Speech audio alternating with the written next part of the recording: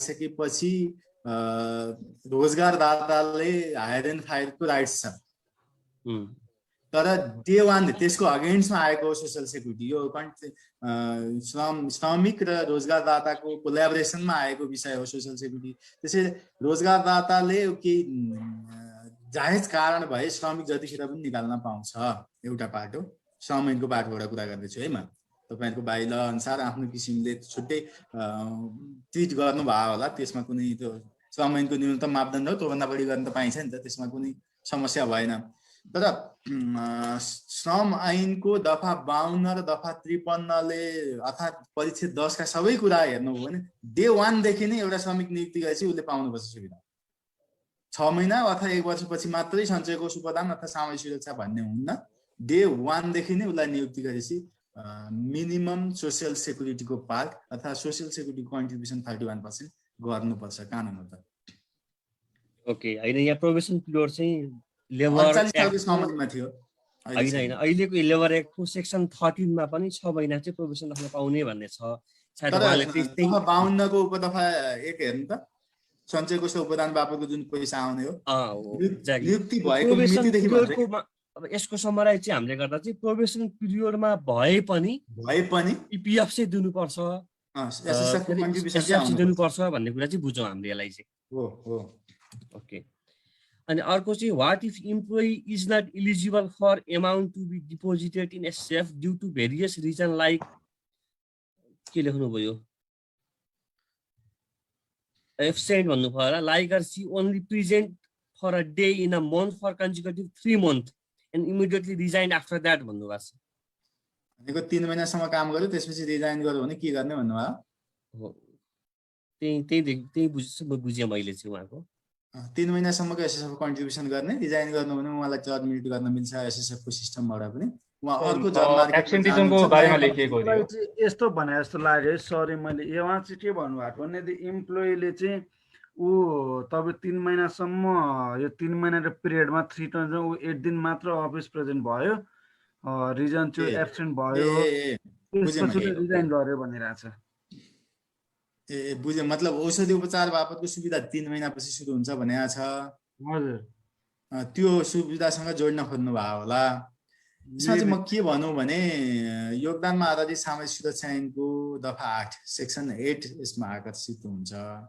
त्यसले के भन्छ भने कुनै पनि श्रमिकले कुनै पनि कारणले स्यालेरी पाउन सक्ने अवस्था बनेन, इभन अनपेड लिभमा बस्यो भने पनि कुनै पनि कारणले, अहिलेको कोभिडको कारणले पनि भनौँ, जुनसुकै कारणले भनेको छ त्यहाँ स्यालेरी पाउन सक्ने अवस्था भएन भने अझ म यो ऐनको व्यवस्थै पढेर सुनाउँ जस्तो लाग्यो मलाई। यस सन्दर्भमा चाहिँ पारिश्रमिक नपाएको अवधिको योगदान सम्बन्धी व्यवस्था भनेको छ योगदानमा आधारित सामाजिक सुरक्षा ऐनको दफा 8 ले। कुनै श्रमिकले कुनै कारणले पारिश्रमिक नपाउने अवस्था सिर्जना भई नियमित रूपमा कोषमा जम्मा गर्नुपर्ने योगदान जम्मा गर्न नसक्ने भएमा त्यस्तो श्रमिकको बढीमा 3 महिनासम्म निजले जम्मा गर्नुपर्ने योगदान सम्बन्धित सूचीकृत रोजगारदाताले कोषमा जम्मा गरिदिनु पर्नेछ। भनेको 3 महिना यदि अनपेड लिभमै पर्यो भने पनि रोजगारदाताले उसले एसएसएफको कन्ट्रिब्युसन जम्मा गरिदिनुपर्छ, किनभने औषधि उपचारको कन्ट्रिब्युसनको उसको ट्रिटमेन्ट पाउनको लागि पनि त्यो गरिदिनुपर्छ। र अब यसैको उपदफा 2 ले के भन्छ भने उपदफा 1 बमोजिम जम्मा गरिएको योगदान बापतको रकम सूचीकृत रोजगारदाताले सम्बन्धित श्रमिकले पाउने पारिश्रमिक भत्ता वा अन्य सुविधाबाट तोकियो भने कट्टा गर्न पाइन्छ। भनेको सापटी जस्तै उसले जम्मा गरिदिने तर अब त्यो डिडक्ट गर्न पाउने व्यवस्था चाहिँ ऐनले गरेको छ। सायद यही कुरा जोड्न खोज्नु भयो कि यदि उहाँ 1 दिन आयो अथवा 15 दिन आयो भने पनि एसएसएफ को पार्टको कन्ट्रिब्युसन चाहिँ उसको रोजगारदाताले कन्टिन्यू गर्नु पर्यो र उसले त्यसपछि पाउने सुविधाबाट डिडक्ट गर्नु पर्यो भन्ने लाग्छ मलाई चाहिँ। ऐनको मकसद चाहिँ त्यही हो जस्तो लाग्छ। मनुजी ठिक छ नि, तपाईको क्वेरी सल्भ भएको। त्यसपछि अगाडि जाउँ है त। मैले अगाडि आयुष खेतानको क्वेरी छ। There are other government scheme like नागरिक स्वास्थ्य बिमा 1500 देखि 2500 per annum for 5 members. How will SSF check collusion with that भन्नुभएको छ उहाँले चाहिँ। 3500 हो पर 5 जना मेम्बरको लागि स्वास्थ्य बिमा। स्वास्थ्य बिमाले प्रोभाइड गर्ने औषधि उपचार मात्रै हो, तर सामाजिक सुरक्षा कोषले मेटर्निटीको पार्टहरू पनि इभन सुत्केरी बिदाको पार्टहरू, औषध शिशु स्याहार खर्चहरू, त्यसको अतिरिक्त पनि तपाईँको दुर्घटनाका कुराहरू धेरै कुरा सुविधा छन्। त्यसैले स्वास्थ्य बिमासँग एसएसएफका सुविधाहरू कम्पेयर गर्न मिल्दैन। स्वास्थ्य बिमाले मेडिकलको पार्ट 3500 रुपियाँ लिएर 5 जना परिवारको लागि गरेको छ उसले।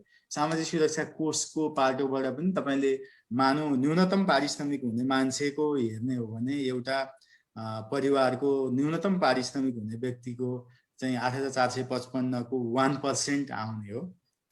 त्यो भनेको वर्षको 800-900 को हाराहारी मात्रै हुन्छ। Okay, and also does SSF realize that in order to run and provide these benefits to actual beneficial, it has to ask government to make biometric राष्ट्रिय परिचय पत्र and to be linked compulsory to bank accounts of all workforce coming under SSF scheme भन्नुभएको छ उहाँले। ठिक हो, यो त डिजिटलाइजेसन र सिंगल डोरको पार्टको लागि उहाँले दिनुभएको सजेसन एउटा पार्ट हो। त्यो किसिमले अब अहिले हामी नागरिकसँग जोडिएका छौँ। बिस्तारै नागरिक पनि भोलि राष्ट्रिय परिचय पत्र को नै पूर्वाभ्यास हो भन्ने पनि भन्छन् कतिपय सन्दर्भमा। त्यो हिसाबले उहाँ तपाईको सजेसन अनुसार जान पनि सक्ला। In private company payroll structure, there are shareholders and directors who take salary for their job roles but does not take PF, gratuity and insurance. What if such employees do not want to get registered in SSF and nor wants to claim for any SSF facilities in future? Does same restrictive agreement with government company भन्नुभएको छ उहाँले। मेरो बुझाइमा salary लिन मिल्ने छ कसैले भने SSF मा आउन मिल्छ जस्तो लाग्छ मलाई चाहिँ। अब यसमा त मलाई भन्दा हजुरलाई बढी थाहा होला।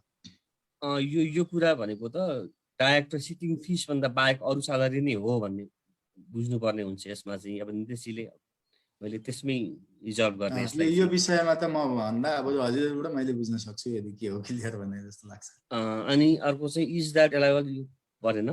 अनि professor work more than 3-4 college के 3 or 4 कलेजलाई नै एसएसएफ काट्ने हाउ टु क्याल्कुलेट हो। एउटै एसएसआईडी मा 4 वटा कलेजबाट उसले जति पैसा जम्मा गर्छ त्यो के जति स्यालेरी पे गर्छ त्यसको आधारमा 31% आउँछ मिल्छ। त्यो एउटै एसएसआईडी बाट एकैचोटी 2, 3, 4, 5 वटा कलेजबाट पनि ल्याउन मिल्छ कन्ट्रिब्युसन गर्न। ओके, अर्को चाहिँ what is the actual cost of insurance coverage policy to SSF?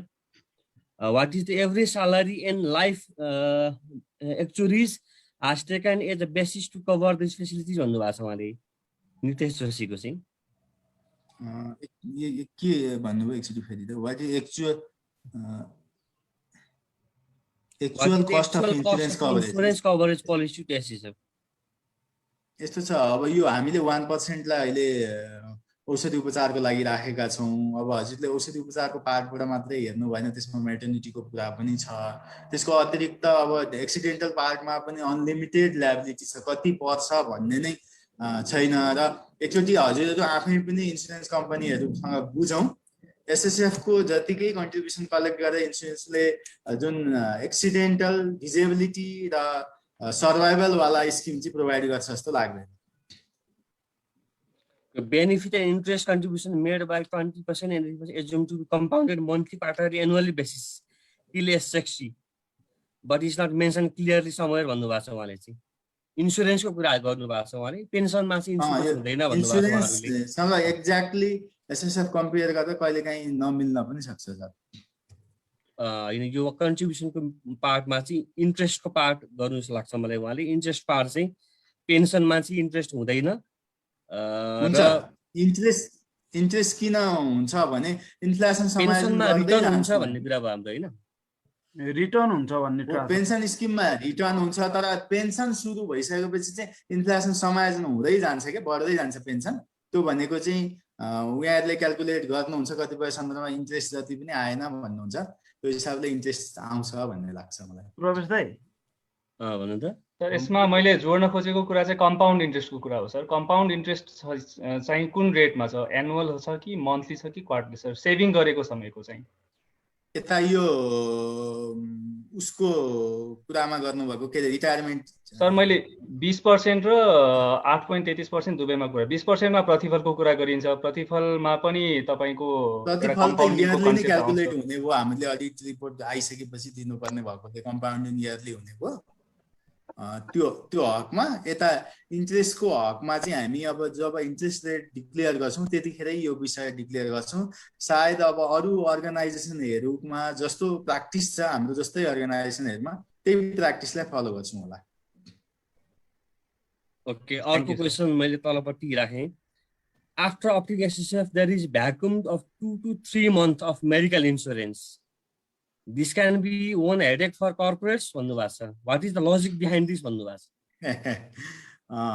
यो एउटा हुन सक्छ उहाँले उठाउनु भएको रेगुलर कन्ट्रिब्युसन भएन भने त्यो सम्बन्धित रोजगारदाताले गर्नुपर्ने कुरा ऐनको दफा 17 ले गरेको अनुसार चाहिँ त्यो हेडेक हुन सक्छ त्यसैले एसएसएफ मा कन्ट्रिब्युसनको रेगुलारिटी चाहिँ एउटा प्री कन्डिसन हो यो इन्स्युरेन्सको पार्ट मात्रै होइन सामान्य एक्जाम्पल लिउँ कोही चाहिँ कन्ट्रिब्युसन रेगुलरली भएन एउटा महिनाको कन्ट्रिब्युसन ग्यापिङ भयो त्यही बीचमा कसैको डेथ भयो भने त ठुलो रेस्पोन्सिबिलिटी रोजगारदातालाई रहन सक्छ अर्थात् एक्सिडेन्ट परेर ठुलो खर्च हुने भयो भने पनि त्यो रेस्पोन्सिबिलिटी हुन्छ त्यसैले रेगुलर कन्ट्रिब्युसन चाहिँ प्लिज अब अलिकति यो चाहिँ कानुनले नै भने यसमा उहाँले भनेको चाहिँ कहाँनिर हो भने हामीले पनि फेस गरिरहेको इस्यु के भइरहेछ अहिले भने जस्तो म एसएफमा गएँ भने मैले मेडिकल इन्स्योरेन्सको बेनिफिट पाउने भनेको आफ्टर 3 मन्थ हो यो जुन 3 महिनाको लागि चाहिँ मैले फेरि सेपरेट अर्को प्राइभेट कम्पनीमा गएर चाहिँ मेडिकल इन्स्योरेन्स लिनुपर्ने अवस्था छ उसले फेरि 3 महिना दिँदैन उसले 6 महिना लिन भन्छ भनेको त्यो हरेक पल्ट नयाँ इम्प्लोइ लिने बेलामा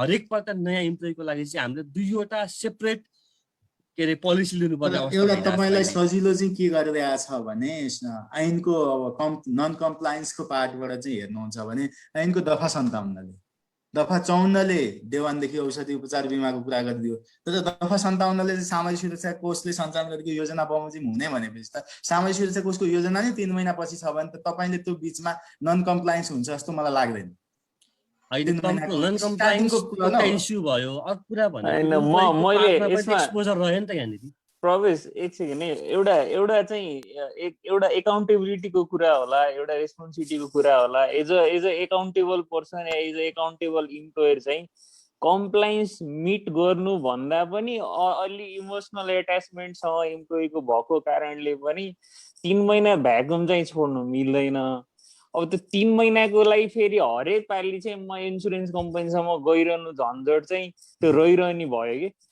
यो त हजुरको सजेसनको लागि ठिकै हो तर एउटा कुरा चाहिँ के हो भने एक्सिडेन्टलको पार्ट त तपाईको डे 1 देखि नै सुरु हुन्छ कन्ट्रिब्युसन हुने बित्तिकै मात्रै मेडिकलको कुरा हो हजुरकोमा काम गर्ने बित्तिकै पनि एउटा कम्पनीले काम सुरु गर्दै गर्दा पनि मेडिकल सर्टिफिकेट पनि लिन्छ होला एउटा व्यक्तिको बिरामी नै मान्छे आजको भोलि नै हुन त अनएक्सपेक्टेड बिरामी पनि हुन सक्छ मान्छेले 3 महिनाभित्र बिरामी भइहाल्ला भन्ने अब एजम्सन लगेन पहिले तपाईले हेर्ने हो भने सामाजिक सुरक्षा कोषको यही स्किम चाहिँ 6 महिना पछि सुरु हुन्थ्यो हैन अहिले 3 महिना भयो भोलि हजुरहरुकै सुझाव अनुसार फर्दरली डे 1 देखि पनि सुरु होला तर नेपाल जस्तो केसमा प्र्याक्टिकल पार्टबाट हेर्दा चाहिँ यदि डे 1 देखि नै मेडिकल पार्ट सुरु गर्ने हो भने चाहिँ त्यसको मिसयुज पनि हुन सक्ने देखिया छ के त्यो हिसाबले पनि यो 3 महिनाको एउटा कुलिङ पिरियड इन्टरनेसनली पनि यो यस्ता खालका एसएसएफ अर्गनाइजेसनहरुमा चाहिँ यस्ता खालका कुलिङ पिरियड हुन्छन् अझ हाम्रो त कम कुलिङ पिरियड भएको हो इन्टरनेसनल हजुरले अलिकति स्टडी गर्नुभयो भने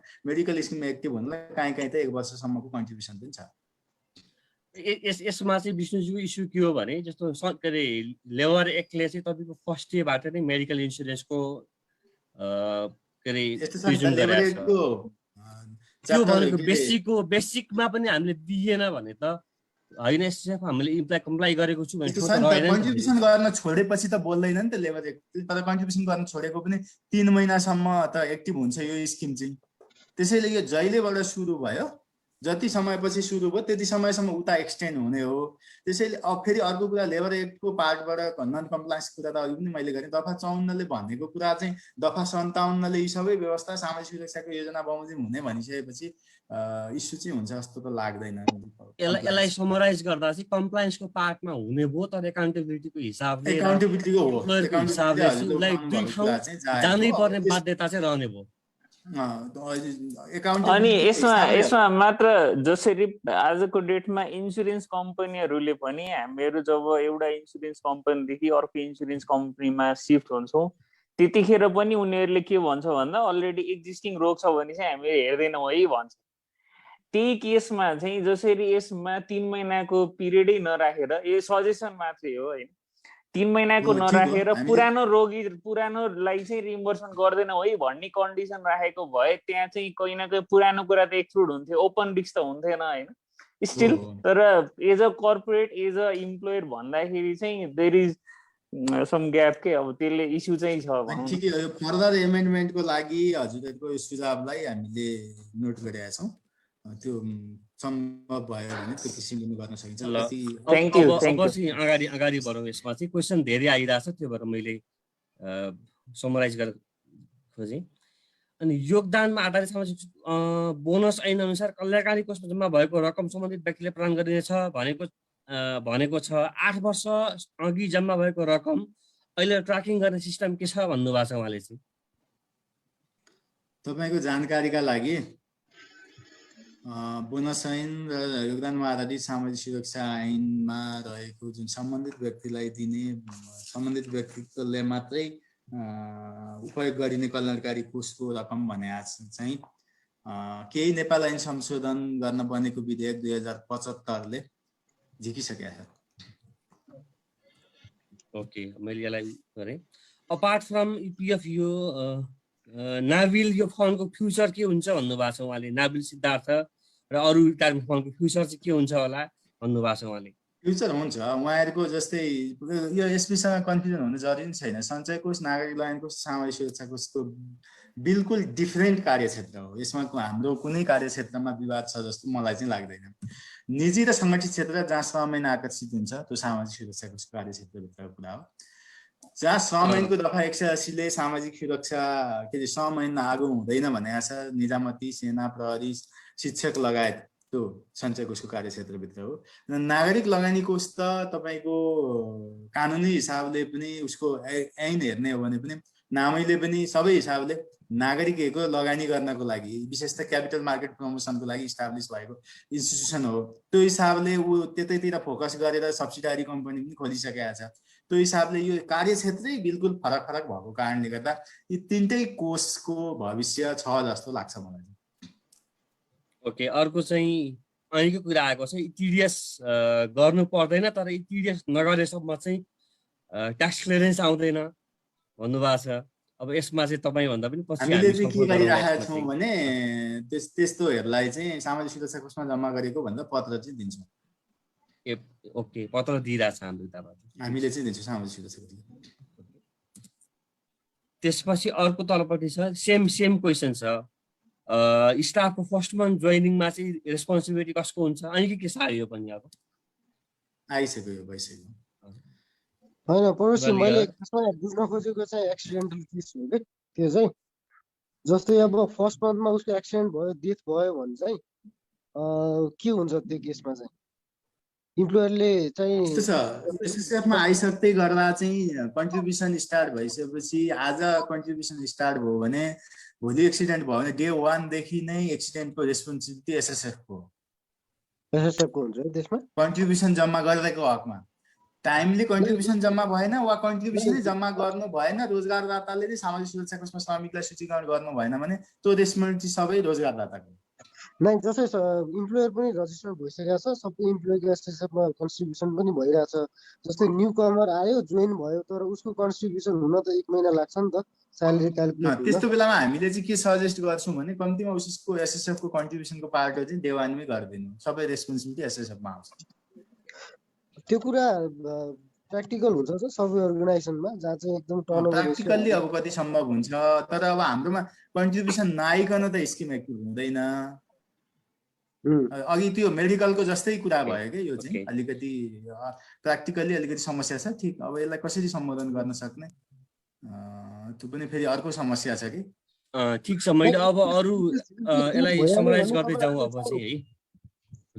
इनकेस डेथ भइहाल्यो भने त तपाईहरुले जसरी दुईटा बैंकलाई तपाईहरुले उसमा ल्याउनु त्यो स्यालेरीको बीचमा गर्न चाहिँ किन मिलेन भने एसएसएफ को योजना बमोजिम हुने भने उसको त स्यालेरी खाने बेलै नहुँदै गर्दा चाहिँ फेरि ऐनको दफा 57 आकर्षित हुन्छ कि एक्सिडेन्टै उसको स्किम आइसकेपछि एसएसएफले प्रोभाइड गर्छ भने त सम्बन्धित व्यक्तिको रेस्पोन्सिबिलिटी भएन नि त।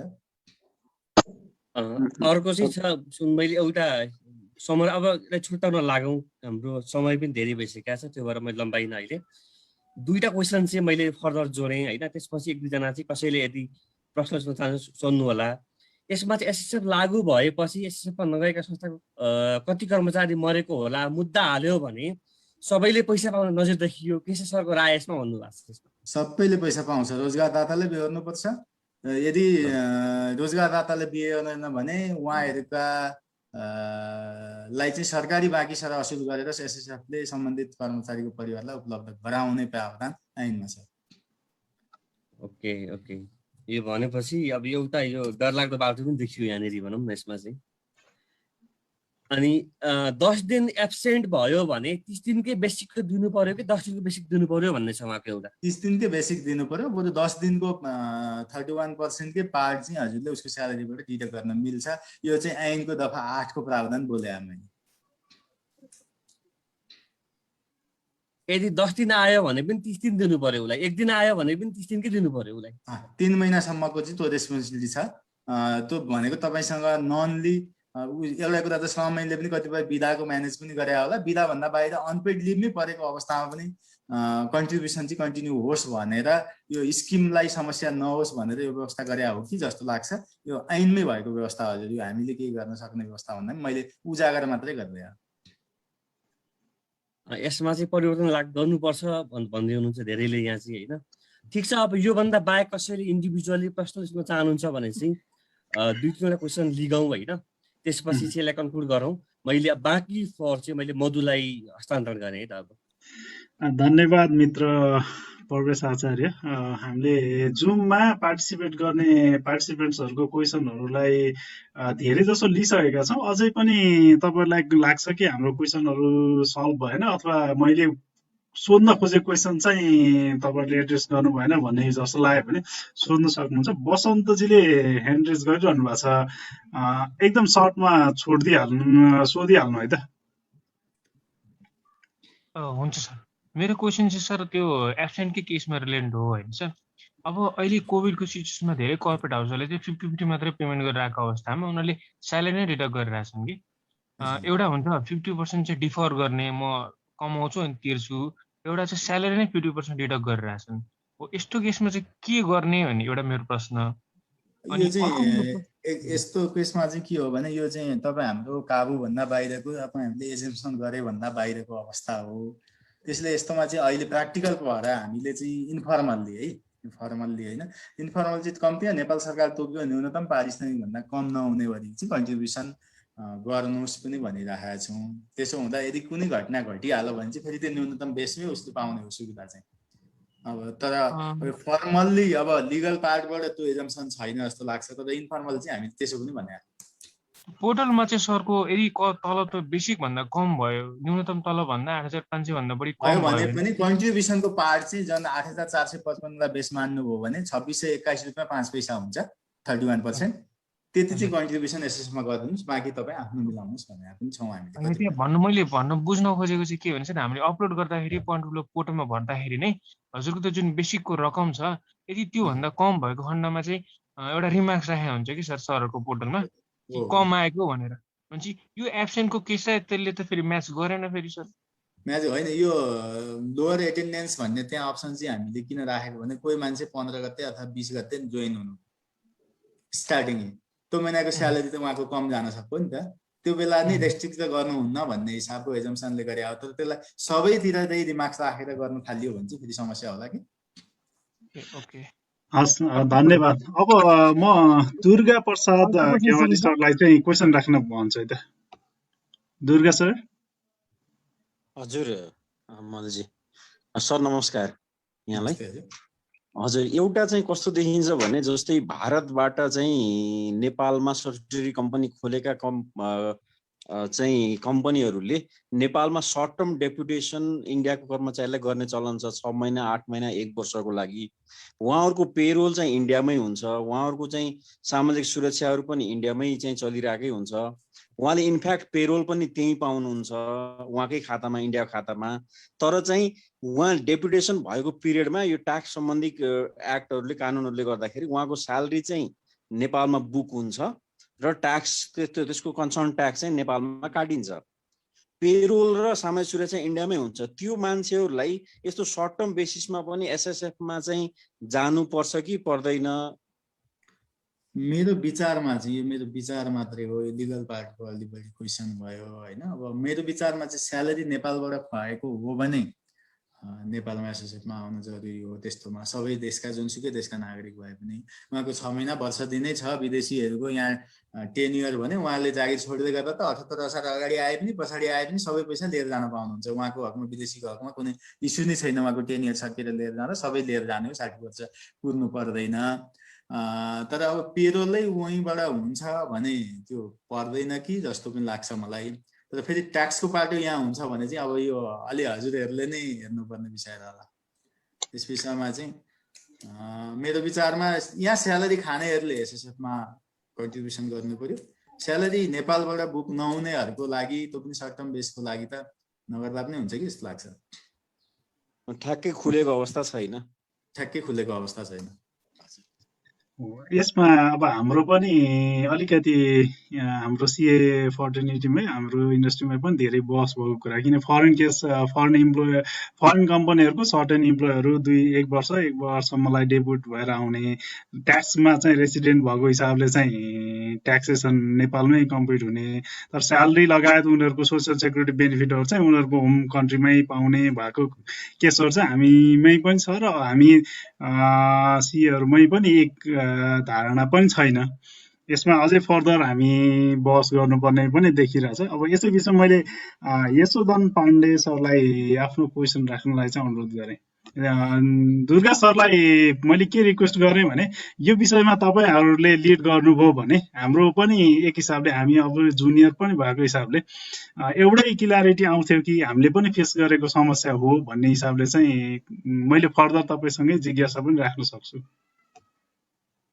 हजुर हजुर। अब मधुजी, अब यसमा त्यही त यो ऐनहरूले मैले पनि हेर्दाखेरि चाहिँ ठ्याक्कै क्ल्यारिटी गरेको चाहिँ छैन। नन कम्प्लायन्सबाट चाहिँ बाहिरै जाउँ भन्यो भने चाहिँ एउटा नन कम्प्लायन्स, अब यो क्लियर नभएको कुरामा कम्प्लाई गरेर जाउँ भन्यो भने एउटा पार्ट भनेको पछि जाँदाखेरि चाहिँ छोडेर जाँदाखेरि फिर्ता लिएर जाने व्यवस्था चाहिँ सामेश्वरमा सरले भनिहाल्नुभयो, त्यो एउटा पार्ट चाहिँ देखिन्छ। अदरवाइज ठ्याक्कै अब ऐनबाट क्ल्यारिटी नआएको खण्डमा अब नेपाल मातहतका कर्मचारीलाई भन्ने सायद मैले कतै वर्ड भेटेको थिएँ। अब नेपालमा त्यो इम्प्लोइ आएर काम गरेको छ र उसको यहाँ बुक भएको छ भने नेपाल मातहतमा चाहिँ भयो कि नेपालकै संस्थाको मातहतमा चाहिँ त्यो कर्मचारी भयो जस्तो पनि लाग्छ मलाई। त्यस हुनाले पर्दैन नै भन्ने चाहिँ त्यस्तो भेटिँदैन। र अब एकदमै कम्प्लाई गर्ने अर्गनाइजेसनको हकमा चाहिँ जोडेर फिर्ता लिएर जाने चाहिँ हाम्रोमा त पैसा लिएर जानेमा इस्यु हुन्न, एउटा हुन्छ कि जस्तो लाग्छ। अदरवाइज चाहिँ अलिकति अर्गनाइजेसनहरूलाई कन्भिन्स गर्न पर्यो। यो गाह्रो पाटो पनि छ यसमा।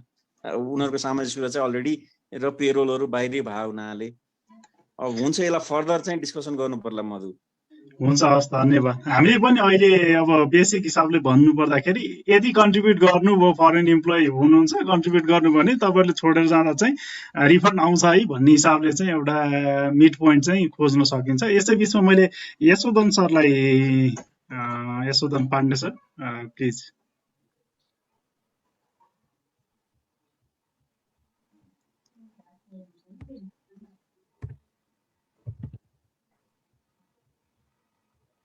यशोधन सर हुनुहुन्छ होला होइन? मैले हात उठाइरहनु भएको छ, मैले त्यही भएर मलाई राखेको। अब यस विषयमा मैले नितेश जोशीजीलाई आफ्नो क्वेसन राख्न अनुरोध गरेँ। बिचमा यशोधन सर आउनुभयो भने पछि उहाँलाई फेरि क्वेसन सोध्न सक्नुहुनेछ। हुन्छ, नमस्ते रोहित सर।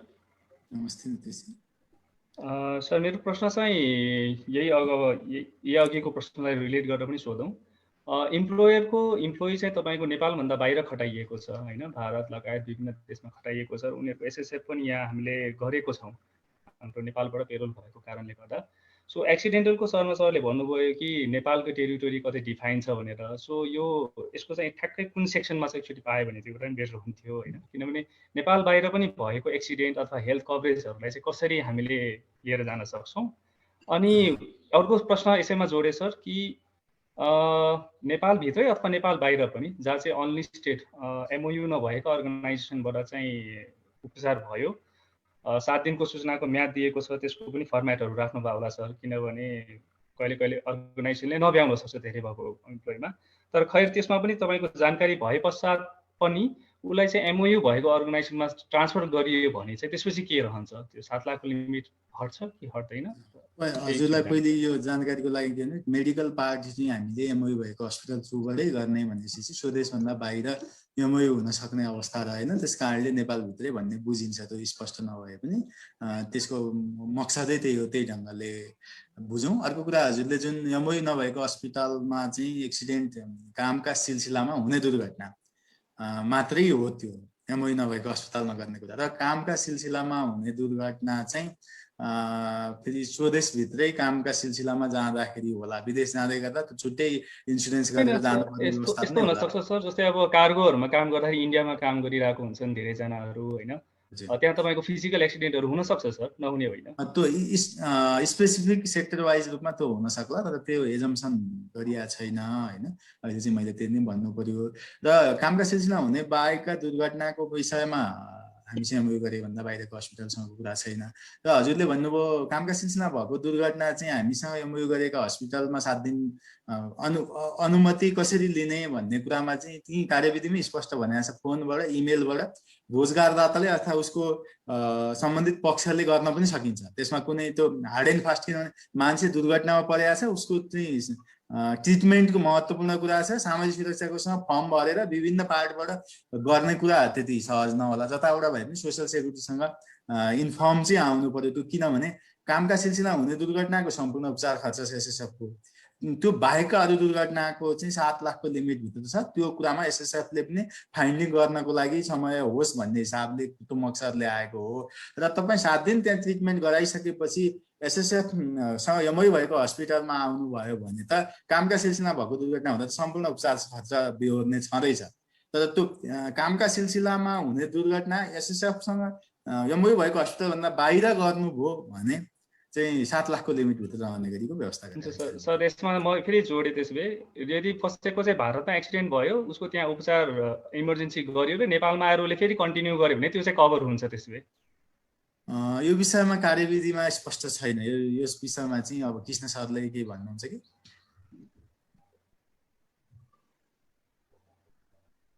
हामीले त हुनुपर्छ भन्ने बुझाइ हो नि सर। कृष्ण सर हुनुहुन्छ भने कन्टिन्यू गर्नुहुन्छ होला है? कृष्ण सर हुनुहुन्छ? यो सुनिरहनु भएको छैन होला। ठीक छ, यो विषयमा अब तपाईँले राखेको कुरामा चाहिँ नेपालको टेरिटोरी भन्दा बाहिरको कुरा भन्ने हिसाबले चाहिँ आयो। अब यो हिसाबले हामीले एउटा उहाँहरूको लागि सजेसन पनि हुन्छ अथवा क्लियर पनि हुन्छ भन्ने हिसाबले राखौँ।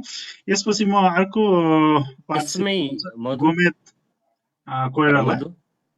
हजुर अघि हाम्रो उठेको कुरा थियो नि यसमै, जस्तो बाहिरको इम्प्लोइको लागि नेपालमा काम गर्दा भन्दा यसमा एडभाइस गर्दा हामीले यही पोइन्ट टेकेर पनि उसको कन्ट्रीको लले चाहिँ नेपालमा एक्सिडेन्ट कभर गर्छ कि गर्दैन भन्ने बेसिसमा रहेर पनि हामीले एडभाइस गर्न सक्छौँ। यसमा हेर्नु पर्ला, ठिकै हो त्यो पनि। आई थिंक सल्भ भयो यो। मेरो एउटा क्वेसन राखौँ है। सो यो सरले हामीलाई चाहिँ यो रेगुलर कन्ट्रिब्युसनको चाहिँ परिभाषा अलिकति खुलाइदिनु पर्ने हुन्छ, किनभने जस्तो कसैले रेगुलरली कन्ट्रिब्युट गर्यो र कम्पनीले चाहिँ जेन्युइनली त्यो 15 दिनभित्र जम्मा गर्नु पर्ने पैसा ल पेनाल्टी सहित पछि जम्मा गर्यो अरे, सो त्यो केसलाई रेगुलर कन्ट्रिब्युसन मान्ने हुन्छ। म त्यसमा हजुरलाई क्लियर गरौँ। पहिलो कुरा, यो रेगुलर कन्ट्रिब्युसनको नहुँदै गर्दा सामाजिक सुरक्षा कोषमा योगदान नभए सुविधा नपाइने भनेर ऐनको दफा 3 ले भन्छ। र योगदान चाहिँ महिना समाप्त भएको अर्को महिनाको 15 दिनभित्र गर्नुपर्ने भन्छ। त्यसैलाई नै हामीले रेगुलर कन्ट्रिब्युसन मान्छौँ। अब हजुरले उठान गर्नुभएको कुरा चाहिँ कसैले पेनाल सहित मानौ 10% फाइन भनेको छ सेक्सन 9 ले, यदि सामाजिक सुरक्षा कोषमा कन्ट्रिब्युसन गरेन भने 10% फाइन सहित कन्ट्रिब्युसन गर्नुपर्ने भनेको छ। त एउटा कुरा चाहिँ के क्लियर हुन अनुरोध गर्छु भने फाइन तिर्ने बित्तिकै सुविधा कन्टिन्यू हुँदैन। फाइन भनेको फाइन हो। मानौ यसमा एक्जाम्पल सहित भनौँ, मेरो लाइसेन्स, मेरो गाडीको लाइसेन्स चाहिँ एक्सपायर्ड भयो। त्यो लाइसेन्स मैले एक्सपायर्ड भइसकेपछि पनि 3 महिनासम्म रिन्यू गर्न पाउँछु, अर्थात् 1 वर्षपछि नै मैले रिन्यू गरेँ भने सबै फाइन सहित तिरेर 1 वर्षपछि रिन्यू गर्न त पाउँछु। तर त्यो 1 वर्षको बिचमा मान्छे मार्यो भने म छुट पाउँदिन। रिन्यू गर्नको लागि त्यो कन्टिन्यू कन्ट्रिब्युसनको लागि के अरे कन्ट्रिब्युसन जम्मा गर्नु पर्यो।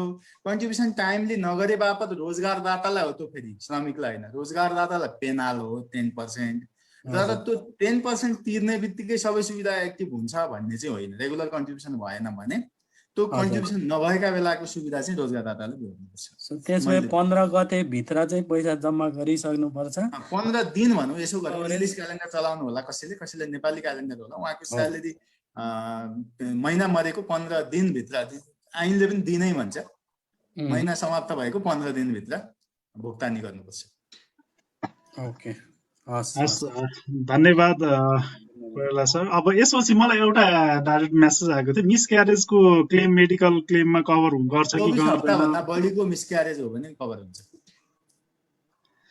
धन्यवाद। यसपछि अरू कसैको केही क्वेसनहरू छ भने राख्न सक्नुहुन्छ। हामीले प्लान गरेको टाइमभन्दा धेरै नै अगाडि आयो। हुनसक्छ हामीसँग धेरै कन्फ्युजनहरू थिए अथवा धेरै क्वेसनहरू सोध्नुपर्ने थियो अथवा हामीलाई अझै धेरै क्लियरिटीको आवश्यकता थियो। त्यही हिसाबले हाम्रो टाइम एक्सटेन्सन भएको छ भन्ने मैले बुझेको छु। सरको पनि टाइम छ, एभाइलेबल हुनुहुन्छ, त्यही भएर हामीसँग कन्टिन्यू हुनुहुन्छ। ठिक छ, यो भनेको मैले भने अघि सुरुमै पनि सिएहरूको तपाईँहरूको जुन यो यङ सिएहरूको ग्रुपले चाहिँ एसएसएफ क्लियरली बुझिदिनु भयो भने यो एसएसएफ को चाहिँ अभियन्ता यति उत्पादन हुने हो कि, त्यस कारणले यसको लागि हामी अझै पनि टाइम इन्भेस्ट गर्न रेडी छौँ।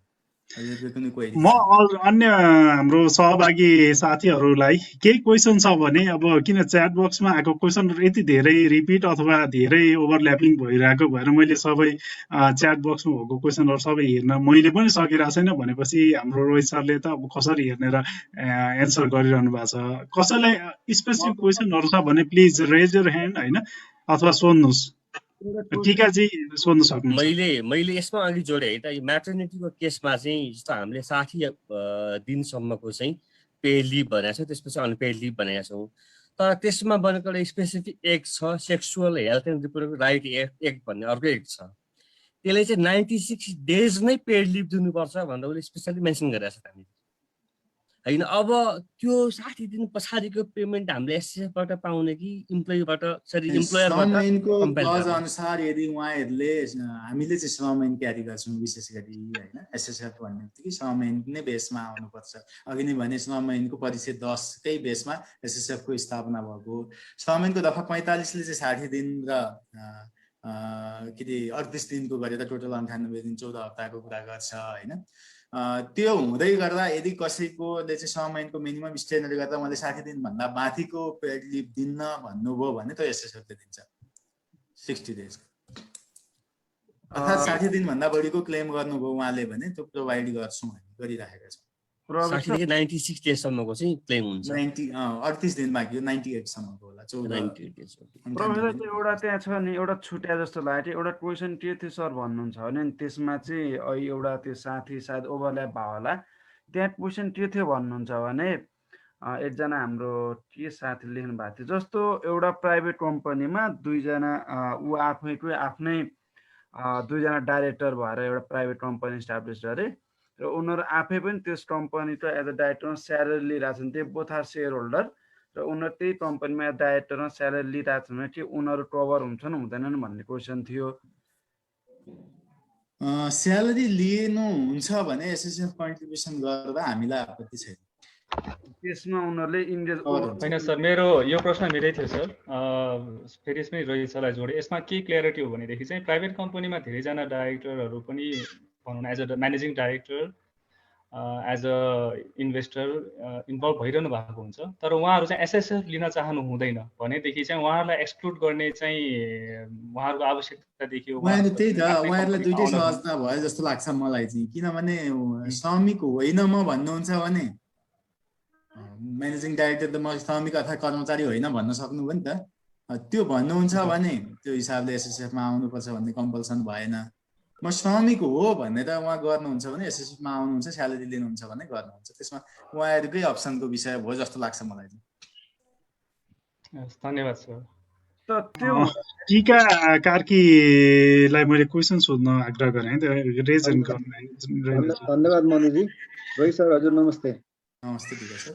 यो मेरो कुरा चाहिँ यो कम्पनी अलरेडी रजिस्टर भएर कन्ट्रिब्युसन गरिसकेको केसमा त्यो कम्पनी बन्द हुने भयो, नयाँ कम्पनी इस्टाब्लिस भएर त्यो पुरानो कम्पनीको इम्प्लोइलाई चाहिँ नयाँ कम्पनीमा कन्भर्ट चाहिँ कसरी नयाँ दर्ता गर्नु त सजिलो? हजुरले त्यो डकुमेन्टहरू सहित डकुमेन्टै अब त्यो त कुनै कम्पनी रजिस्टर कार्यालयमा अथवा काहीँ मार्फत त्यो पुरानो कम्पनीलाई नयाँमा मर्ज गरेको अथवा केही गरेको डकुमेन्ट त होला। त्यो डकुमेन्ट सहित हामीलाई चाहिँ एप्लिकेसन दिनुभयो भने हाम्रो इन्रोलमेन्टको सूचीकरण शाखा भन्ने छुट्टै छ, त्यो टिमले चाहिँ तपाईँहरूको ती स्टाफहरूलाई सहित नयाँ कम्पनीमा मर्ज गर्ने म्यानेज गर्छ। मेलबाट पठाइदिँदा हुन्छ सर त्यो डकुमेन्टहरू? अहिलेको यो सिचुएसनमा, पेन्डेमिकको सिचुएसनमा त मेलबाटै नै गरौँ। अहिले reg@ssf.gov.np मा गरिदिनु हजुरले मेल, अनि बरु त्यो त्यहाँ चाहिँ पर्सनल्ली पनि त्यहाँका साथीहरूको त्यो फोन नम्बर पनि छ, त्यो गरिसकेपछि मलाई पनि हजुरले सम्झाउनु होला, म पनि कुरा गरौँला। हुन्छ हुन्छ सर। त्यसपछि शिव प्रसादजीको क्वेसन छ, छिटो सोधिदिनु पर्यो। शिवजी, शिव प्रसाद।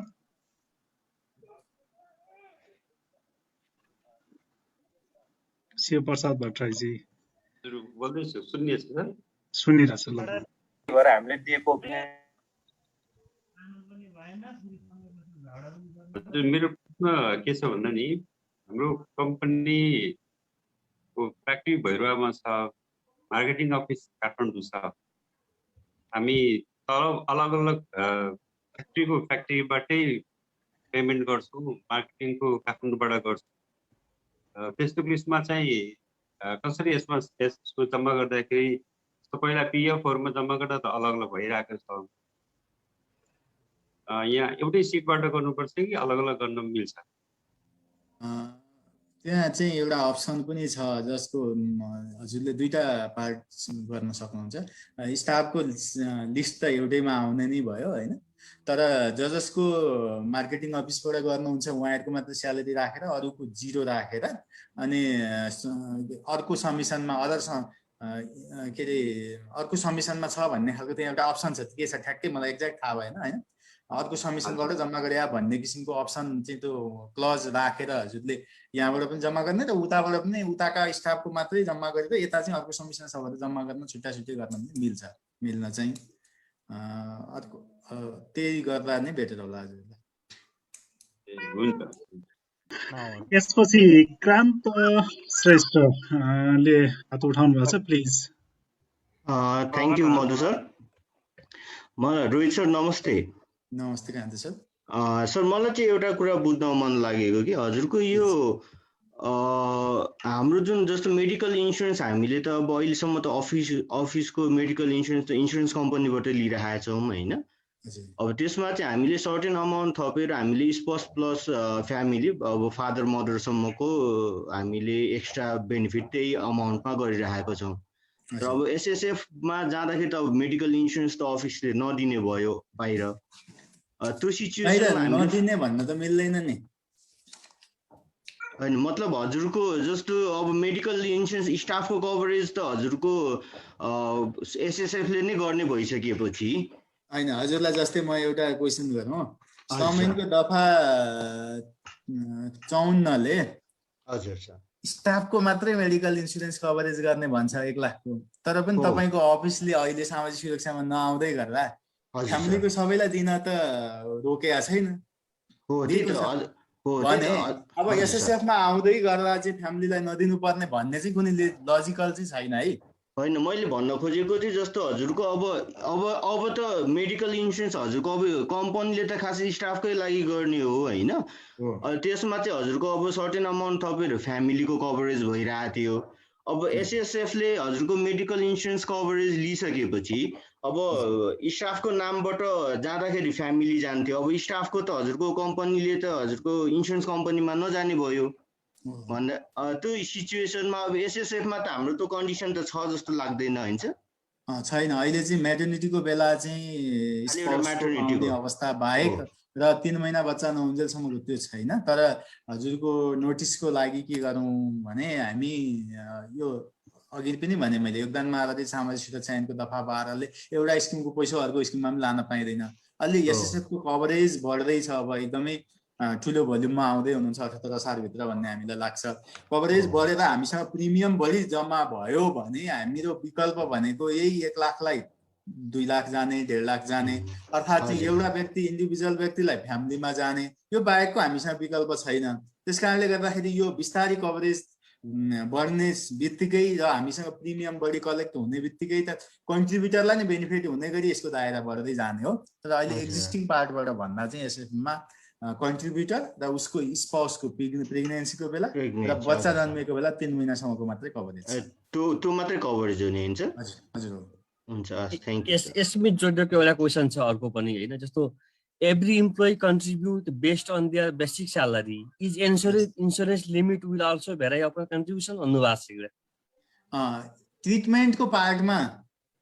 ट्रिटमेन्टको पार्टमा चाहिँ सोलिडारिटीको प्रिन्सिपल फलो भएको छ त्यो भनेको सबैलाई एउटै हिसाबले यो वेलफेयर कन्सेप्ट पनि हो सोशल सिक्युरिटीको पार्ट हो त्यो मानौ 1 लाख कमाउने मासिक बेसिक स्यालेरी 1 लाख हुने र मासिक बेसिक स्यालेरी 10,000 हुने दुईटैलाई लाग्यो रोग भने खर्च उति नै हुन्छ एउटै त्यो लाग्ने रोगले त्यस हिसाबले पनि यो सबैलाई एक किसिमको वेलफेयर हिसाबले पनि एउटा बडा कन्ट्रिब्युसन कलेक्ट गरेर अर्कोलाई सपोर्ट गर्ने पार्ट पनि हो के एसएसएफ भनेको त्यो हिसाबले ट्रिटमेन्टको चाहे मेडिकलको होस् चाहे एक्सिडेन्टलको पार्टमा सेम भयो त्यस बाहेकका अरु सबै तपाई यदि पर्मानेन्ट डिजेबल हुनुभयो कन्ट्रिब्युसन बेसमा पाउने भयो तपाई डेथ हुनुभयो फ्यामिलीले कन्ट्रिब्युसन बेसमा पाउने भयो तपाई ओल्ड एजमा जानुभयो तपाईको पेन्सन कन्ट्रिब्युसन बेसमा हुनुभयो बाकी सबै कन्ट्रिब्युसन बेसमा छ मात्रै दुईटा ट्रिटमेन्ट चाहिँ यो चाहिँ सबैलाई एउटै पार्ट छ यो चाहिँ इन्टरनेसनली पनि आईएलओ ले पनि यही कुरालाई सपोर्ट गर्दै रहेछ धन्यवाद अरु कसैको केही क्वेशन छ भने मैले च्याट बक्समा प्रवेशजीले आको क्वेशन पनि राखे जस्तो लाग्यो प्रवेशजीले टेक अप गर्न खोज्नु भएको छ कि के छ हैन मलाई पर्सनल आएको क्वेशनहरु चाहिँ मैले त्यहाँ कपी यस रेकर्डको लागि चाहिँ मैले त्यहाँ पेस्ट गरिरा हो मलाई इन्डिभिजुअली क्वेशनहरु गरिरहनु भएको छ त्यो भएर हुन्छ म अलिकति रोहित सरसँग एउटा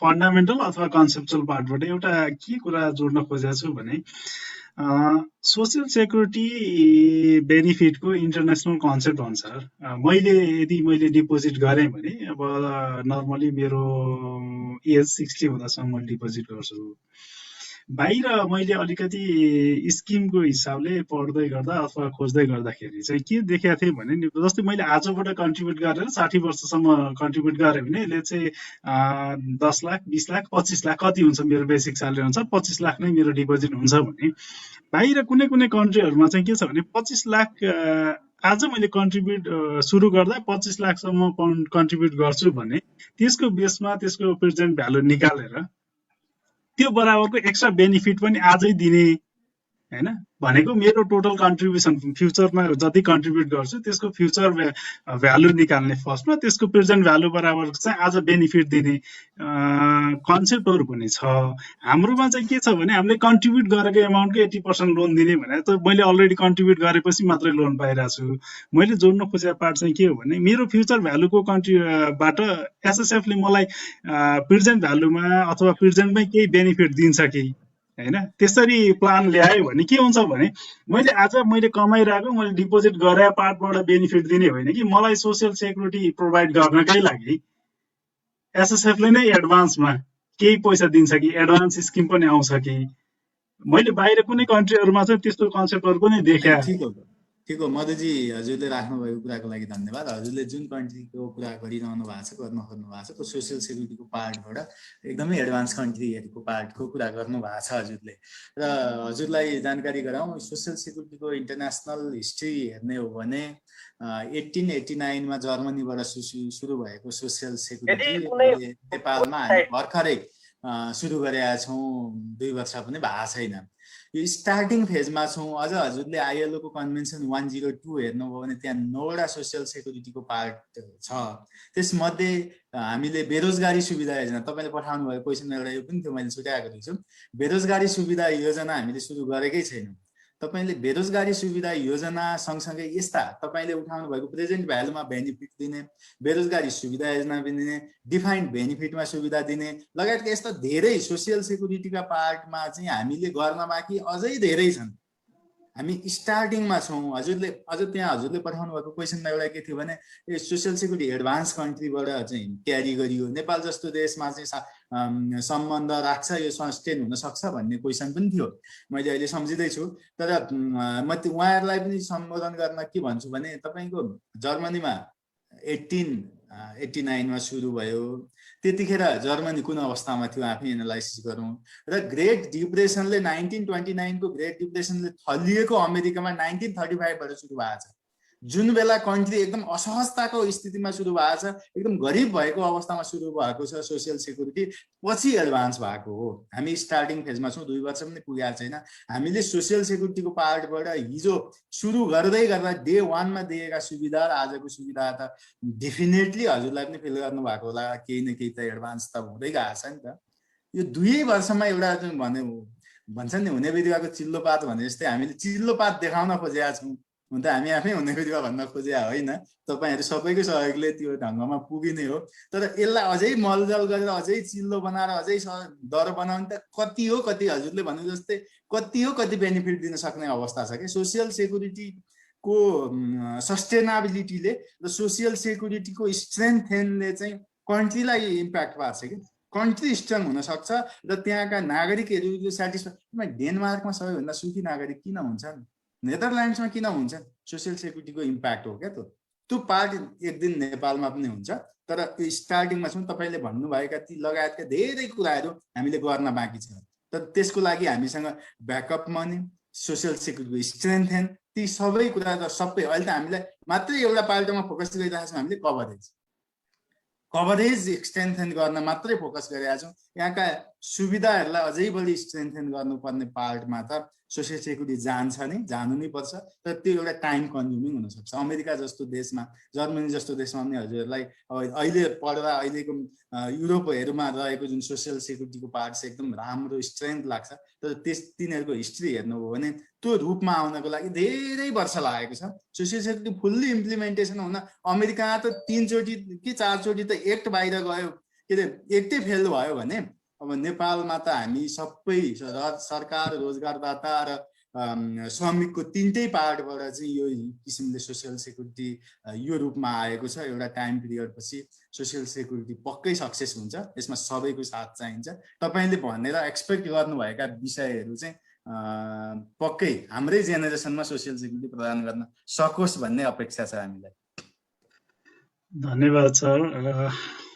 अब हामीले धेरै क्वेसनहरु अझै एउटा क्वेसन सोधौँ कि जस्तो लाग्यो मलाई। प्लिज।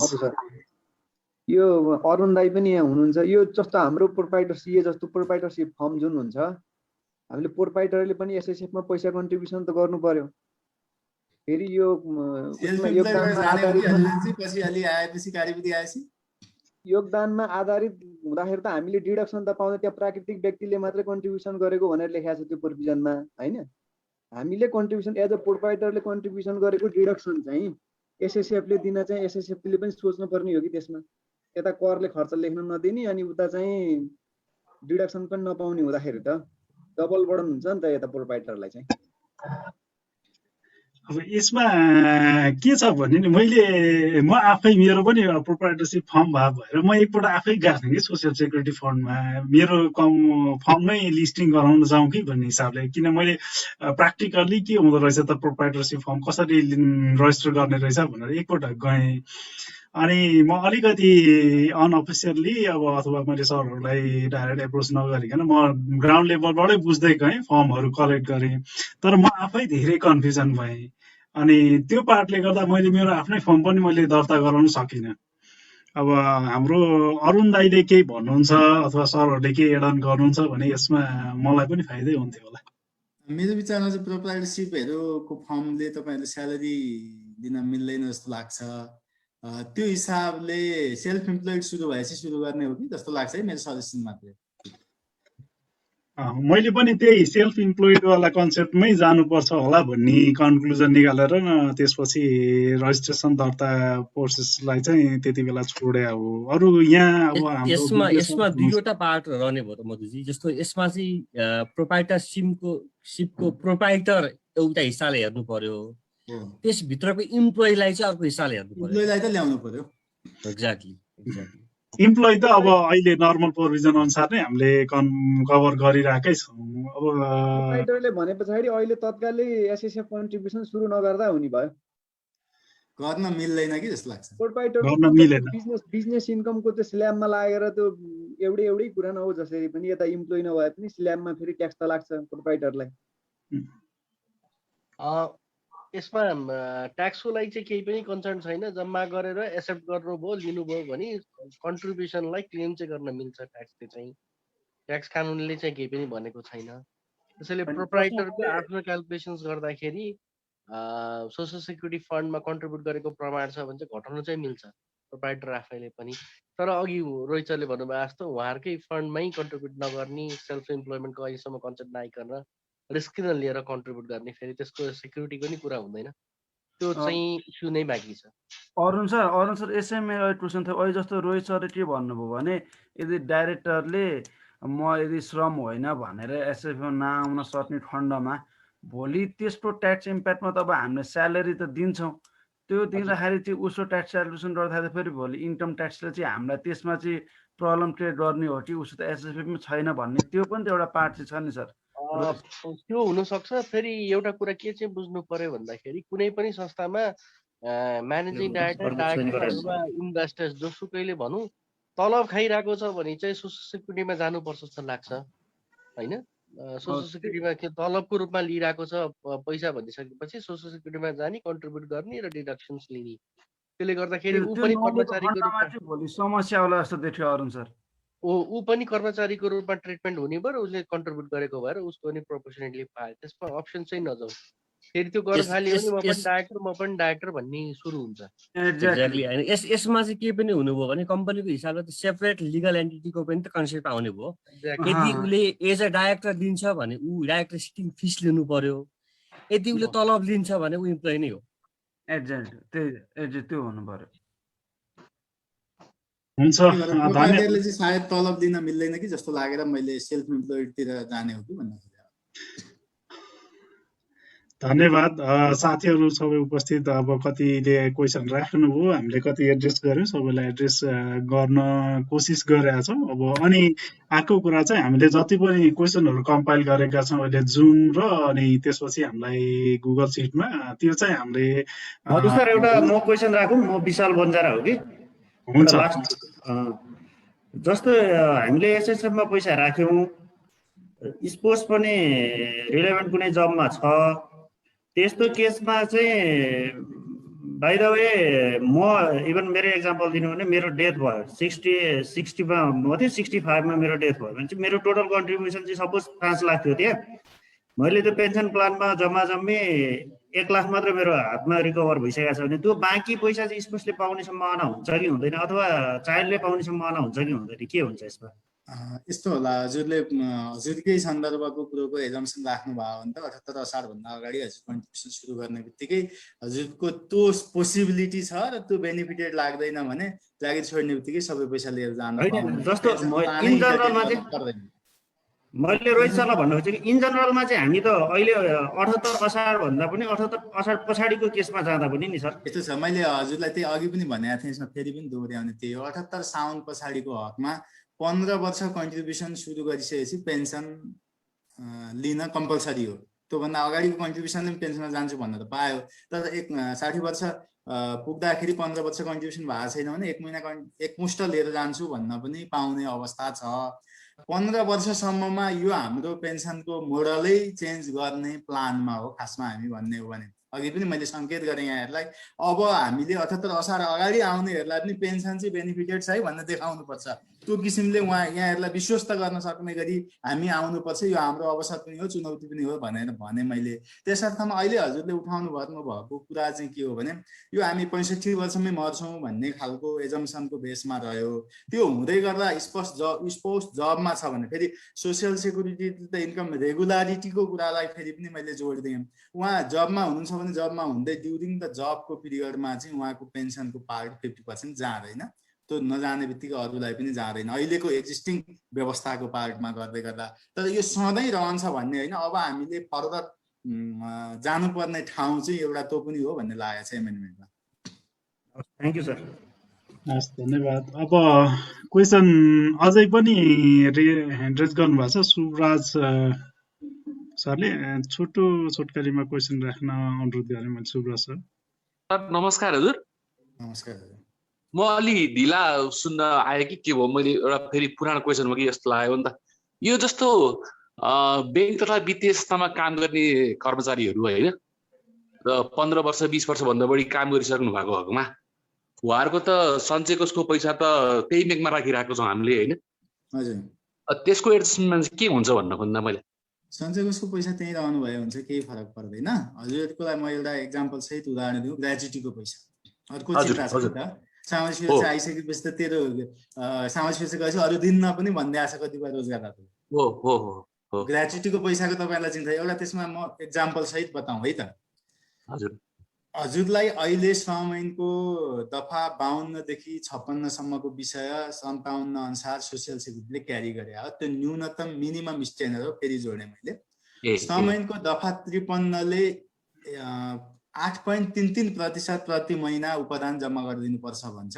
त्यो 8.33% भनेको इन्टु 12 गर्ने हो भने 1 वर्ष काम गरे बापत 1 महिनाको उपदान हो। तपाईँको अहिले समयले 1 वर्ष काम गरे बापत 1 महिनाको उपदान भनेको छ। तर मानौ तपाईँ ब्याङ्कमा गर्दै हुनुहुन्छ, तपाईँ 30 वर्ष काम गर्दै गर्दा 3 महिनाको उपदान पाउनुहुन्छ मानौ फर इक्जाम्पल। तपाईँले 30 वर्ष काम गर्दा 3 महिनाको उपदान दिन श्रमैनले त रोक्या रहन्छ। मिनिमम व्यवस्था त अहिले पनि श्रम ऐनको दफा 53मा 1 महिनाको मात्रै छ।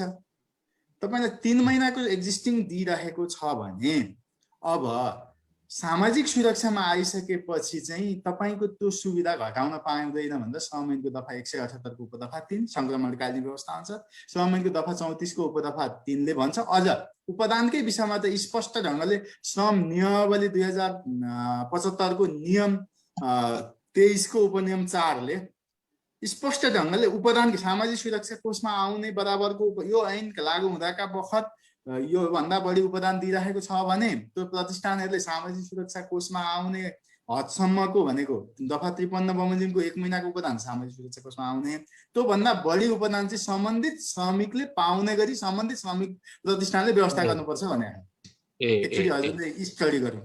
त्यो भनेको अघि मैले भनेको एक्जाम्पलमा अब जाउँ। अहिले तपाईँ कुनै ब्याङ्कमा काम गर्दै हुनुहुन्छ, 30 वर्ष काम गर्नु भयो भने 3 महिनाको उपदान पाउनुहुन्छ भनेको अन्तिम स्यालेरीको 90 महिनाको उपदान पाउनुहुने। अहिले 20 वर्ष भयो तपाईँ ब्याङ्कमा काम गर्नुभयो। अब 20औं वर्षमा तपाईँ सामाजिक सुरक्षा कोषमा आउनुभयो भने मैले बुझेको चाहिँ है ब्याङ्कले म्यानेज गर्नुपर्ने चाहिँ तपाईँ 20 वर्षमा सामाजिक सुरक्षा कोषमा आउनुभयो भने अहिले बरु उसको बाइलाहरूमा केही व्यवस्था गरेर सामाजिक सुरक्षा कोषमा जाँदाको समय अवधिसम्मको चाहिँ प्रति वर्ष 1 महिनाको दरले उपदान घटाइनेछ, बाँकी त्यही बमोजिम दिइनेछ भनेर म्यानेज गर्नुपर्ने हो। र मानौ 30 वर्ष अब तपाईँ 20 वर्षपछि सामाजिक सुरक्षा कोषमा आउनु, अरू 10 वर्ष तपाईँको सामाजिक सुरक्षा कोषमा आयो। 30 वर्षपछि तपाईँ रिटायर हुनुभयो, फेरि पनि ब्याङ्किङहरूमा 30 वर्षै छ होइन भने अब तपाईँले त्यो रिटायर भएको बेला 10 महिनाको उपदान तपाईँको सामाजिक सुरक्षा कोषमा आइसकेको कारणले 90 महिना पाउने मध्ये 10 महिना सामाजिक सुरक्षा कोषबाट पाउनुहुन्छ, 80 महिना तपाईँको ब्याङ्कले उपलब्ध गराउनुपर्छ भन्ने मेरो बुझाइ हो श्रम नियमावलीको नियम 23 को उपनियम 4 को मकसद। बाँकी अहिले सञ्चय कोषमा भइरहेको पैसा हाम्रो संस्थामै बसिरहने भयो नि सर। त्यसो भने संस्थामा बसिरहोस्, त्यसलाई कुनै नयाँ मात्रै पैसा उता जाने भयो साउनेदेखि। हजुर। अनि मानिलियो मैले 6 महिना पछाडि जागिर छोडे भनेदेखि तपाईँले 78 असारभन्दा अगाडि कन्ट्रिब्युसन स्टार्ट गर्नुभयो भने सामाजिक सुरक्षाको पैसा त लिएर जान पाइहाल्नुभयो सबै। तपाईँ उताको पनि जागिर छोड्ने बित्तिकै लिएर जान पाउनुहुन्छ। उताको पनि लान पाइयो, दोहोरै लिन पाइयो।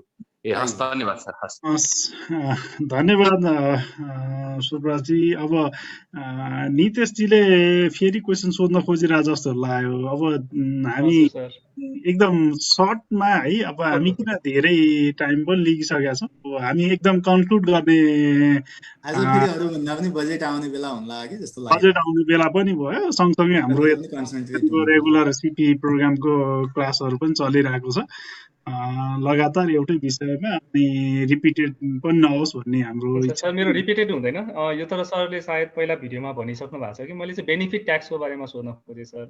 पेन्सनमा त पर्दैन ट्याक्स होइन, हामीलाई थाहा भएको कुरा हो, तर एकमुष्ट रकम दिँदाखेरि चाहिँ कसरी ट्याक्स क्यालकुलेट गरिरहेको? सामाजिक सुरक्षा कोष एउटा स्वीकृत प्राप्त अवकाश कोष हो। स्वीकृत प्राप्त कोषबाट अवकाश भुक्तानी गर्ने सन्दर्भमा श्रम ऐनले ट्याक्सको विषय, श्रम ऐन भन्दा आयकर ऐनले अवकाश भुक्तानीमा लाग्ने करको व्यवस्था गरेको छ। ट्याक्सको विषयमा यहाँहरू पनि विज्ञ हुनुहुन्छ। मैले बुझेसम्म, मैले जहाँसम्म बुझेको छु 50%मा ट्याक्स लाग्दैन, बाँकीको 50%मा 5%ले ट्याक्स लाग्ने। यदि 5 लाखभन्दा बढी हुन्छ भने 5 लाखसम्म हुँदा त ट्याक्स 5 लाख वा 50% मध्ये हुजेभरि ग्रेटर, त्यसमा ट्याक्स लाग्दैन, बाँकीमा लाग्ने हो जस्तो लाग्छ मलाई, मैले बुझेको। यदि म गलत भएँ भने प्लिज सच्याइदिनु होला कसैले। यसमा चाहिँ ग्रेजुटीमा सर अलिकति अन्योलता भइरहेको थियो अहिले। ग्रेजुटीको पार्टको कुरो के हो भने 15% कि 5% को इस्यु थियो। त्यो किन इस्यु थियो भने ग्रेजुटी तपाईँको इन्डिभिजुअल एकाउन्टिङ हुँदैन, ट्याक्स क्यालकुलेट हुँदैन पर इयर, डाइरेक्ट एकमुष्ट लास्टमा तपाईँको ग्रेजुटी दिँदै गर्दाखेरि ग्रेजुटीमा 15% ट्याक्स लगाउने कुरा आएको हो। तर अब तपाईँको एसएसएफमा आएको कन्ट्रिब्युसन त इन्डिभिजुअल एकाउन्टिङ हुन्छ र दोहोरो ट्याक्सेसन त लाग्दैन नि त फेरि, त्यो त ट्याक्सको सिद्धान्तैको पार्टबाट जाने हो भने। अर्को कुरा तपाईँको के हो भने अब यो एनएफआरएसको इम्प्लिमेन्टेसनको पार्टमा ग्रेजुटी इन्डिभिजुअल एकाउन्टिङ गर्नुपर्छ, किनकि एक्रुअल बेसिसमा होइन क्यास बेसिसमा एकाउन्टिङ गर्नुपर्छ भन्ने कुरा आइसकेको छ। त्यो हिसाबले इन्डिभिजुअल एकाउन्टिङ हुँदै गर्दा ग्रेजुटीलाई पनि त्यताबाट ट्याक्सेसन होला। अब इन्डिभिजुअल एकाउन्टिङ गर्दै गर्दा एसएसएफमा आउँदै गर्दा पनि त्यो ग्रेजुटी चाहिँ एकचोटि उसको पर इयर इन्कममा क्यालकुलेट भएर डिडक्सन गर्न पाउने लिमिटभित्र डिडक्ट गरिसकेकोले फेरि त्यसमा 15% ट्याक्स लाग्छ जस्तो मलाई चाहिँ लाग्छ। हस्, धन्यवाद। अब हामी आजको यस प्रोग्राममा हामीलाई यो हाम्रो सोसियल सेक्युरिटी फन्ड भन्ने एउटा भाइबरमा हाम्रो ग्रुप पनि छ। नर्मली हामी चार्टर्ड एकाउन्टेन्ट छौँ। यदि तपाईँहरूका केही क्वेसनहरू अरू फर्दर छन् भने त्यहाँ त्यही ग्रुपमा भाइबर ग्रुपमा राख्नुभयो भने पनि त्यहाँबाट पनि हामीले थप क्लियरिटी पाउन सक्छौँ। यो भन्दै म रोहित रेग्मी सरलाई आफ्नो क्लोजिङ रिमार्क्स अथवा आजको यस प्रोग्राममा सरले आज कपिल सर पनि अहिलेसम्म लास्टसम्म बस्नु भएको छ। कपिल सरले क्लोजिङ रिमार्क दिनुहुन्छ। कपिल सर हुनुहुन्छ। म सरले आफ्नो आजको यस सेसन सरको तर्फबाट सकाउन आग्रह गरेर त्यसपछि म कपिल सरसँग आउँछु। हुन्छ मधुजी, यहाँहरू लगायत सम्पूर्ण जुन विज्ञानको जुन टिम छ यहाँहरूलाई धेरै धेरै धन्यवाद। यो खासमा हामीले गर्नुपर्ने इनिसिएसन सामाजिक सुरक्षा कोषले, सामाजिक सुरक्षा कोष के हो भ्रम र वास्तविकता भन्छु म त कहिलेकाहीँ। यो वास्तवमा वास्तविकता भन्दा बढी भ्रम बाहिर गएको छ र वास्तविकताका विषयमा जुन यो क्लियर गराउने जुन हामीले गर्नुपर्ने इनिसिएसन यहाँहरूले गर्नुभएको छ। च्याट ग्रुपमा चाहिँ हजुरहरूको जुन भाइबर ग्रुप छ त्यो भाइबर ग्रुपमा म पनि फर्चुनेटली जोइन हुन पाएकोले गर्दा र कपिल सरको समेत त्यसमा इन्भल्भमेन्ट रहेकोले यो हजुरहरूको इनिसिएसनमा मैले पनि मेरा आफ्ना विचारहरू, आफ्ना यथार्थहरू, सोसियल सेक्युरिटीको सन्दर्भमा यथार्थहरू यहाँहरूसँग पस्किने जुन मौका पाएँ, यसको लागि यो जुन अवसर जुटाइदिनु भएको छ यसको लागि धेरै धेरै धन्यवाद। म यहाँहरूलाई अन्तिममा के भन्छु भने अझै पनि हाम्रा धेरै जिज्ञासाहरू छन्। सोसियल सेक्युरिटी अलिकति नेपालको कन्टेक्स्टमा अघि पनि भने नयाँ विषय हो, त्यस कारणले यसका विषयमा जिज्ञासा हुनु स्वाभाविक हो। कन्फ्युजन छ, कसैलाई डर छ, कसैलाई यो हाउखुजी जस्तो छ, के हुने हो भन्ने खालको कुरा छ। ती सबै कुरालाई क्लियर गराउने प्रयत्न गर्नेछौँ। मेरो पर्सनल नम्बर पनि मेरो वेबसाइटमै छ। म सामाजिक सुरक्षा कोषको सहप्रवक्ता पनि भएको हिसाबले यदि हजुरहरूलाई अब यो एकाउन्टिङकै सन्दर्भमा, भोलि अडिटिङकै सन्दर्भमा, कुनै सन्दर्भमा यदि केही कन्फ्युजन भयो एसएसएफ रिलेटेड भने मलाई कल गर्न सक्नुहुन्छ। मैले मेरो विवेकले भ्याएसम्म मैले जानेसम्म म यहाँहरूलाई क्लियर गर्ने प्रयास गर्नेछु। फेरि पनि मलाई यो अवसरको दिनुभयो र यहाँहरू बिचमा चाहिँ जुन यो हाम्रा सामाजिक सुरक्षा कोषका विषयहरूलाई सेयर गर्ने मौका पाइयो, मौका दिनुभयो, त्यसको लागि फेरि पनि धेरै धेरै धन्यवाद भन्दै म बिदा हुन्छु। धन्यवाद। धन्यवाद रोहित सर, धेरै धेरै धन्यवाद। सरले आफ्नो महत्त्वपूर्ण समय र हामीसँग छलफलमा दिनुभयो। अब यसपछि म आजको यस कार्यक्रममा क्लोजिङ रिमार्क्सको लागि कपिल मणि सरलाई आग्रह गर्छु। कपिल सर सँग हामी धेरै लामो सहकार्यमै छौँ, पहिला पनि धेरै छलफल बहसहरू गरेका छौँ। आजको यस प्रोग्राममा सर सुरुदेखि अन्तिमसम्म बस्नु भएको छ। सरले सबै क्वेसनहरू हेरिसक्नु भएको छ। हाम्रा क्वेसनहरूको लेभल, हामीले सोध्न खोजेका, हामीले बुझ्न खोजेका कुराहरू सरले पनि बुझिसक्नु भएको छ। सरले आफ्नो क्लोजिङ रिमार्क्सको लागि अनुरोध गरे। कपिल सर। धन्यवाद मधु सर। विज्ञान एसोसिएसन टिम मेम्बर साथीहरू, परवेश आचार्यज्यू, मधु पोखरेलज्यू लगायत सम्पूर्ण उपस्थित साथीहरू, हामी करिब 3.25 घण्टा आजको यो प्रस्तुति र छलफलमा सहभागी भयौँ। सामाजिक सुरक्षालाई केन्द्रबिन्दुमा राखेर एकदमै सान्दर्भिक प्रश्नहरू आए र सुझावहरू पनि आएका छन्। हामीले त्यसलाई नोट पनि गरेका छौँ कि कुराहरूलाई आगामी संशोधनहरूमा सम्बोधन गर्न सकिन्छ भन्ने कुराहरू। भने जुन क्वेसनहरू आए ती क्वेसनहरूको पनि रोहितजीले एन्सर दिनुभएको छ। यो व्यवस्थापन अझ मलाई एकदमै महत्त्वपूर्ण के लाग्यो भने प्रस्तुति आफैमा भइहाल्यो र क्वेसन एन्सरलाई एक्सेल सिटमै तयार गरेर 1-to-1 गरेर जुन व्यवस्थापन गरिदिनु भयो त्यसले अझै क्लियर गर्नलाई पनि धेरै रोल खेल्यो जस्तो लाग्छ। र यो बिदाको दिन त्यसमा पनि 3 घण्टाभन्दा बढी समय दिएर जुन महत्त्व दिनुभयो सोसियल सेक्युरिटीका स्किमहरूलाई र चासो दिनुभयो। र सुरुमा पनि कुरा भएको थियो चार्टर एकाउन्टेन्टहरूको एक्सेस सबै अर्गनाइजेसनमा हुन्छ र 230 जनाको हाराहारीमा जो सहभागी हुनुभयो आजको कार्यक्रममा, मलाई लाग्छ यो नेसन वाइड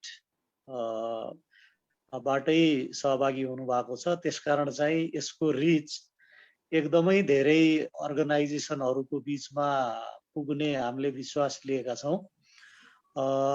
यो क्लासले धेरै कुराहरू क्लियर गरेको छ। यद्यपि यो निरन्तर धेरैलाई बुझाउनु पर्ने कुराहरू भएको कारणले गर्दाखेरि मैले सुरुमा पनि भनेको थिएँ यो बुझ्ने बुझाउने कुरालाई नै हामीले धेरै फोकस गरेर यो जुमबाट चाहिँ क्लासहरू निरन्तर गरिरहेका छौँ। एउटा हप्तामा 2टा क्लास छ, मङ्गलबार दिउँसो 3 बजे र शुक्रबार दिउँसो 3 बजे। त्यसको अतिरिक्त चाहिँ प्रतिष्ठान स्तरहरूमा साथीहरूले जुमबाट क्लासहरू लिइराख्नु भएको छ। त्यसकारण फेरि आज पनि जो जोइन हुनु भएको छ, अघि मधु सरले पनि भन्नुभयो भाइबरमा लेख्यो भने पनि त्यसमा एन्सर आउँछ भनेर। त्यसको साथसाथै प्रतिष्ठान स्तरमा क्लासहरू लिनु पर्यो भने पनि रोहितजीले कोअर्डिनेट गर्नुहुन्छ। हामीले पनि व्यवस्थापन गरेर सोही बमोजिम यो क्लासहरू सोसियल सेक्युरिटीको अवेरनेस बढाउने कुरामा चाहिँ हामी निरन्तर लागिरहेका छौँ। हामीसित रिसोर्स पर्सनहरू पनि साथीहरू तयार हुनुभएको छ, धेरै साथीहरू हुनुहुन्छ। त्यसकारण यो बुझ्ने र बुझाउने कामलाई पनि सँगसँगै लगाउँ।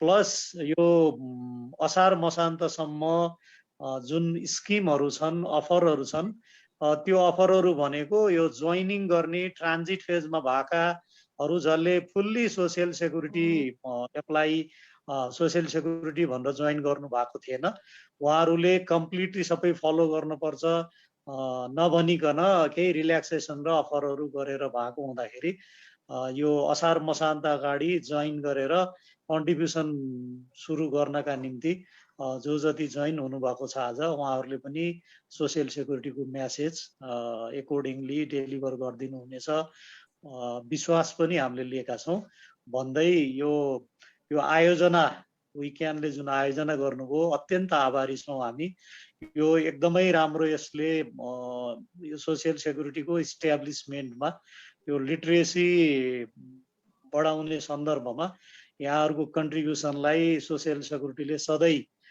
मनन गरिराख्नेछ एकदमै ठुलो योगदान छ र जे जति समय दिनुभयो यहाँहरूले र सुझावहरू दिनुभएको छ त्यसलाई हामी मनन गर्छौँ र समय र अमूल्य सुझाव र प्रश्नोत्तरमा सहभागिताको लागि सबै सहभागी सर म्याडमहरूलाई उसको तर्फबाट धन्यवाद दिँदै आयोजकलाई अझ धेरै यो व्यवस्थापन गरिदिनु भएकोमा अझ धेरै धन्यवाद दिँदै म पनि आफ्नो भनाइ अन्त्य गर्छु धन्यवाद हस् नमस्कार